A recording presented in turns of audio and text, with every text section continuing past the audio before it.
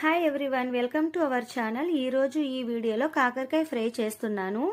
కాకరకాయ ఫ్రై ఈ విధంగా చేయటం వల్ల చిన్నపిల్లలతో సహా అందరూ చాలా బాగా ఇష్టంగా తింటారు. దాని తయారీ విధానం చూద్దాం. ముందుగా కాకరకాయల మీద ఉన్న తొక్కును తీసేసి శుభ్రంగా కడిగి వీడియోలో చూపుతున్న విధంగా ఘాట్లు పెట్టుకొని అందులో ఉన్న గింజలను తీసివేయాలి. గింజలు అంటే ఇష్టం ఉన్న వాళ్ళు గింజలను కూడా పెట్టుకోవచ్చు. తర్వాత సాల్ట్, పసుపు వేసి బాగా కలిపి పక్కన పెట్టుకోవాలి. తర్వాత పొయ్యి మీద కడాయి పెట్టి నూనె వేసి నూనె హీట్ అయిన తర్వాత వేరుశనగ పప్పులను ఫ్రై చేసుకోవాలి. ఈ తాలింపు ఇలా చేయటం వల్ల కాకరకాయ అంటే ఇష్టం లేని వాళ్ళు కూడా చాలా బాగా ఇష్టంగా తింటారండి. చాలా బాగుంటుంది.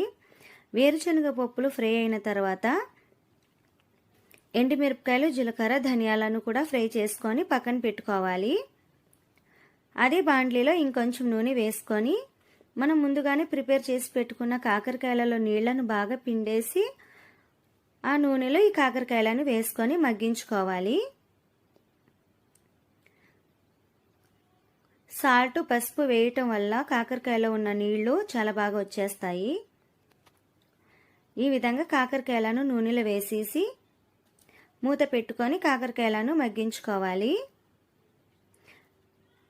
తర్వాత మనం ముందుగానే ప్రిపేర్ చేసి పెట్టుకున్న ఎండుమిరపకాయలు, ఏరుశనగ పప్పులు, అందులోకి వెల్లుల్లి, వెండి కొబ్బరి వేసి మిక్సీ పెట్టుకొని కారాన్ని అయితే ప్రిపేర్ చేసుకోవాలి.